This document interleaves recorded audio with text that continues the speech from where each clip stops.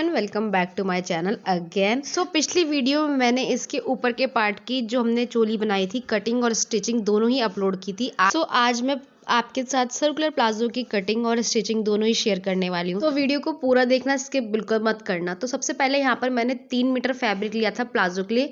ये लाइनिंग है जो कि सैंडून बोल सकते हैं आप। बहुत हल्का कपड़ा लिया है मैंने लाइनिंग के लिए और उसको पहले 2 फोल्ड में फोल्ड करने के बाद उसके बाद इसको ट्रायंगल शेप में फोल्ड करना है। ट्रायंगल शेप मतलब इसको हमें कोने से मिलाना है, चाहे तो आप इसे समोसा फोल्ड भी बोल सकते हैं। उसके बाद हमें ऊपर से कमर का निशान लगाना है। कमर का निशान लगाने का फॉर्मूला बहुत ही ज्यादा इसमें ईजी है। सिंपली आपको जितनी आपकी कमर है उसमें 1 इंच प्लस करके एक निशान लगा लेना है गोलाई में। वीडियो में थोड़ा क्लियर नहीं आ पाया। ऊपर से पहले मैंने इंची टेप को लंबाई में कोने से पहले 10 इंच पे निशान लगा के नाप लिया था।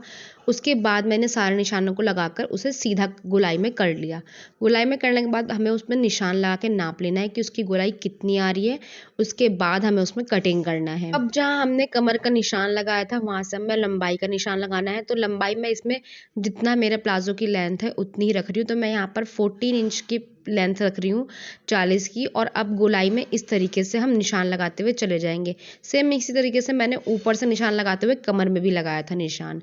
तो बस अब इसी तरीके से हमें राउंड में पूरा निशान लगा लेना है इंची टेप को सीधा रखते हुए। और फिर उसके बाद इन निशानों को मिला लेना है। और इसमें 2 जोड़ भी आएंगे, वो भी हम किस तरीके से कटिंग करेंगे वो भी आगे हम सीखेंगे।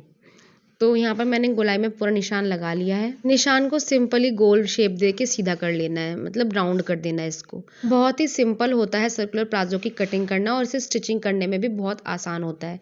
तो मैंने यहाँ पर निशान लगा दिए। अब चलते हैं हम प्लाजो में आसन का निशान लगाने के लिए। तो इस साइज में हिप का नाप 14 इंच था यानी कि 40। तो उस हिसाब से मैंने 13.5 इंच का आसन रखा है। आसन का निशान लगाने के बाद 2 इंच का निशान हमें अंदर की तरफ लगाना है और अब इस निशान को हमें स्केल की हेल्प से सीधा कर लेना है। जहां पर हमने कमर का निशान लगाया था वहां से लेके आसन के निशान को हमें इस तरह से तिरछे में सीधा कर लेना है। अब जिस तरह से हम गोलाई देते हैं आर्म होल्स में, उस तरह से 1 इंच पे मैंने यहाँ पर गोलाई दे दी है। और अब इसको हम सिंपल कटिंग कर लेंगे। और कि जो किनारी वाला हिस्सा है वो इसमें मैं हटा दूंगी, क्योंकि किनारी वाला हिस्सा किसी भी कपड़े में खिंचाव पैदा करता है। तो इसको बेसिकली आप ज़रूर से हटा दें।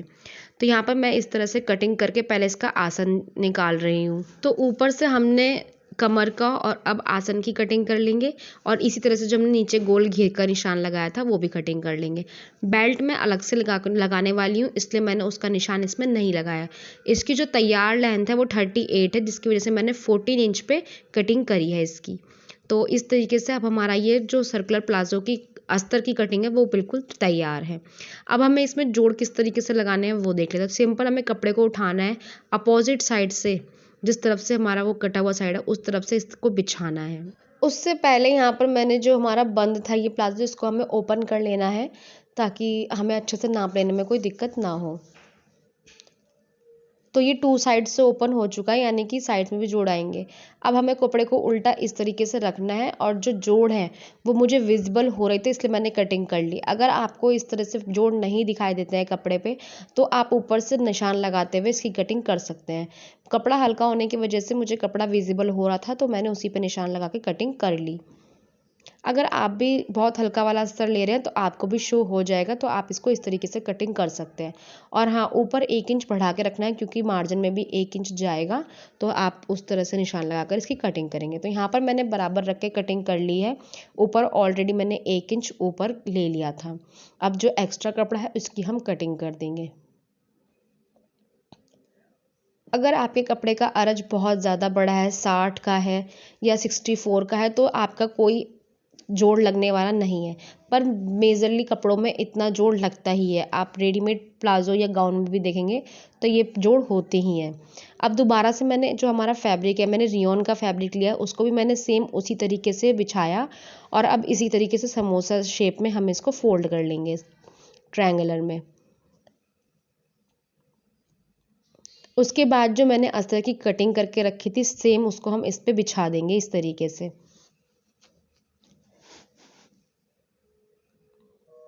और यहाँ पर मैं अस्तर और कपड़े को मैंने बराबर इसीलिए कटिंग करा है क्योंकि जो अंदर वाला अस्तर है उसको तो हम हाथ से फोल्ड कर देंगे 1 से 1.5 इंच, वो ऑलरेडी अंदर चला जाएगा। और पीको जो नीचे वाला कपड़ा है उसको मैं पीको कराऊंगी तो उसमें इतना ज़्यादा कपड़ा नहीं लगता है, तो ये नॉर्मली बराबर आ जाएगा। अब यहाँ पर मैंने प्लाजो की कटिंग कर ली थी। सेम इसी तरीके से हमारे ऊपर के प्लाजो में भी जोड़ आएगा जो हमने रियोन का कपड़ा काटा है। तो जैसे हमने नीचे वाले उसका अस्तर काटा था, इसी तरह से सेम ऊपर वाले का भी हमें अस्तर पे रख कर कटिंग कर लेनी है।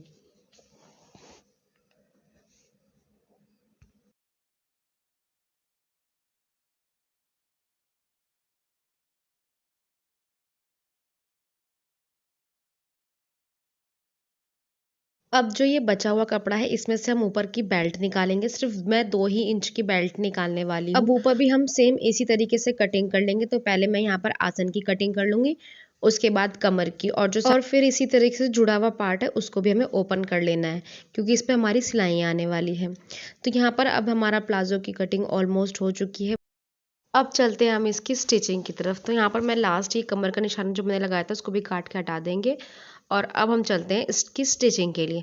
तो सबसे पहले हमें जोड़ लगाने होंगे। जो पहले जोड़ हम इसके लाइनिंग में लगाएंगे। तो जो मैंने यहाँ पर नीचे 2 पीस कट करके रखे थे, एक जोड़ हमारा राइट में और एक लेफ्ट में आएगा, यानी कि जब हम इसको पहनेंगे भी तो एक जोड़ आगे पीछे आएंगे। तो ये विजिबल नहीं होते, आप इसमें मैचिंग का धागा लगाएं। चलते हैं इसकी स्टिचिंग करने के लिए। तो यहाँ पर मैं जो हमारा रियोन का कपड़ा है जो हमने ऊपर रखना है उसकी मैंने हटा दिया है। पहले लाइनिंग में जोड़ लगाना है। तो लाइनिंग को पहले मैंने खोल करके इस तरीके से बिछा लिया है। बिछाने के बाद जो हमारे 2 जोड़ थे वो इस तरीके से आने वाले हैं। तो एक एक करके पहले हमने इसको 2 डिवाइड में कटिंग करा था। तो अब एक पल्ले में इस तरीके से ये जोड़ आएगा और दूसरा वाला जोड़ दूसरे पल्ले में आएगा। तो लाइनिंग में मैंने यहाँ पर जोड़ लगा दिया है। तो जोड़ कुछ इस तरीके से आने वाला है, ये एक तरफ का है यानी कि एक पल्ला। इसी तरीके से हम दूसरे पल्ले में भी जोड़ लगा लेंगे, और जोड़ को ऊपर से भी हमें एक सिलाई लगा के पक्का कर लेना है, ताकि वो सिलाइयाँ उठी हुई ना दिखें। तो दोनों ही जोड़ मैंने इस तरीके से लगा लिए हैं। तो ये देखिए, ये है हमारा दूसरा जोड़। तो जैसा मैंने बताया था, एक जोड़ हमारा राइट पे और एक हमारा जोड़ लेफ्ट पे आएगा। और फिलहाल तो ये लाइनिंग के जोड़ हैं तो अंदर रहने वाले हैं। अब आते हैं हम अपने प्लाज़ो पे। प्लाज़ो में भी सेम इसी तरीके से हमें जोड़ लगाने हैं। तो मैंने आगे और पीछे दोनों ही पल्लों में एग्जैक्ट इसी तरीके से जोड़ लगा लिया है। जोड़ लगाने के बाद ऊपर से एक पक्की सिलाई मार दी है, वो ज़रूर हमें लगानी है। उससे फिनिशिंग काफ़ी ज़्यादा अच्छी आती है। कुछ इस तरीके से आपको शो हो रहा हो वीडियो में। तो यहाँ पर मैंने सारे ही मार्जिन को ऊपर की तरफ करा और उसके ऊपर एक सिलाई लगा दी। इससे हमारे प्लाज़ो में काफ़ी ज़्यादा फिनिशिंग आ जाती है। अब हमें लाइनिंग से कपड़े को जोड़ना है। तो पहले मैंने यहाँ पर लाइनिंग बिछा लिया। लाइनिंग के ऊपर जो हमारा रियोन का कपड़ा है जो ऊपर आएगा उसको बिछाना है, और सबसे पहले हमें इसमें कमर का जो हमने कटिंग करी थी उससे मिला करके सिलाई लगानी है। सेम दूसरे पल्ले को बिछा करके उस पे भी हमें इसी तरीके से सिलाई लगानी है। तो यहाँ पर मैंने कमर में जो सिलाइयाँ थी वो लगा ली है। अब हमें इनके आसन को जोड़ना है। तो पहले मैं सभी आसनों को अस्तर के साथ जोड़ लूँगी, ताकि हमारा आसन खिसके ना सिलाई में फिनिशिंग रहे। तो यहाँ पर आसन को मैंने जोड़ लिया है। आसन को जोड़ने के बाद एक दूसरे के पल्लों को एक दूसरे से जोड़ना है। तो यहाँ पर पल्लों को जोड़ने के लिए हमें सिर्फ आसन में सिलाई लगानी है, ऊपर कमर में कोई सिलाई नहीं लगानी है।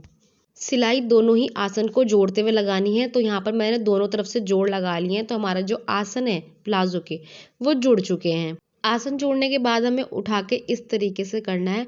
तो ये हमारा दोनों साइड पैर आ गए और ऊपर कमर हो गई और ये आसन हो गया। तो हमारा प्लाजो कुछ इस तरीके का लगने वाला है। बहुत ही सुंदर इसमें घेर आएंगे। तो अब चलते हैं हम इसके ऊपर की पट्टी लगा लेते हैं जो हमें कमर में लगानी है। आप चाहें तो इसी में कटिंग कर सकते हैं, पर ये अलग से, मैं इसमें अलग से लगा रही हूँ। तो उसके लिए पहले हमें कमर में गोलाई का निशान जो है नाप लेना है, कितनी हमारी गोलाई इसमें आ रही है। और जो ये प्लाजो का बचा हुआ कपड़ा था, इसी में से मैं पट्टी निकाल करके इसके ऊपर 2 इंच की पट्टी लगाने वाली हूँ कमर में। तो मैं चारों तरफ लास्टिक डालने वाली हूँ। तो लास्टिक डालने के लिए मैंने यहाँ पर देखिए इस तरीके से 4 इंच की पट्टी की कटिंग करी और उसको आसन वाली जगह पे जोड़ दिया। इस तरीके से कमर में ऊपर हमने ये पट्टी लगा दी है।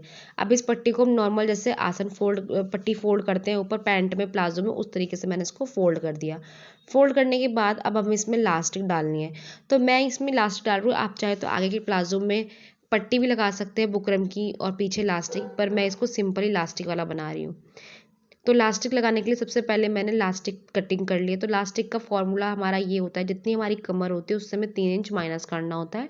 उसके बाद हमारा लास्टिक का फॉर्मूला निकल जाता है। तो लास्टिक में एक साइड इस तरह से पिन लगा दी है, और यहाँ पर मैंने थोड़ा सा एरिया छोड़ दिया है, 2 इंच हमने छोड़ दिया था सिलाई में, वहाँ से हमें लास्टिक को डालना है और पूरा इस तरह से हमें गोलाई में लास्टिक को निकाल लेना है।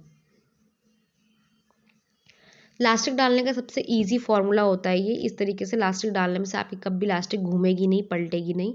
तो ये बहुत इजी मेथड होता है। तो दूसरी तरफ से मैंने इस तरह से लास्टिक को निकाल लिया। अब इसको ना हम इस तरीके से जॉइंट लगा लेंगे। पहले चेक कर लेना है आपको कि लास्टिक कहीं से अंदर मुड़ी ना हो। तो यहाँ पर मैं पिन खोल के हटा के पहले लास्टिक में जॉइंट लगा लूँगी। तो जोड़ने के लिए हमें लास्टिक के ऊपर लास्टिक रख के सिलाई लगानी है। इसको आपस में जोड़ के नहीं, वरना वो मोटा होगा, चुभेगा बाद में पहनने वक्त। तो यहाँ पर मैंने सिलाई लगाकर जोड़ लगा ली है। अब इसको हम अंदर कर देंगे और जो बचा हुआ खुला हुआ हिस्सा है उसको भी मैं सिलाई लगा के बंद कर दूंगी।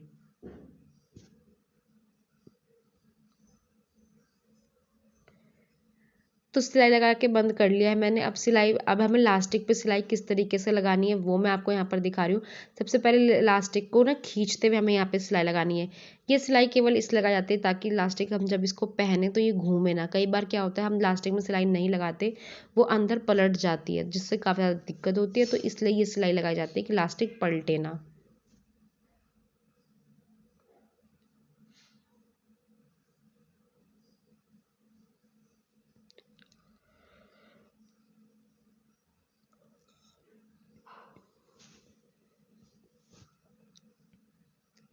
ये सिलाई हमने गोलाई में लगा ली है, तो बस एक ही सिलाई लगानी है।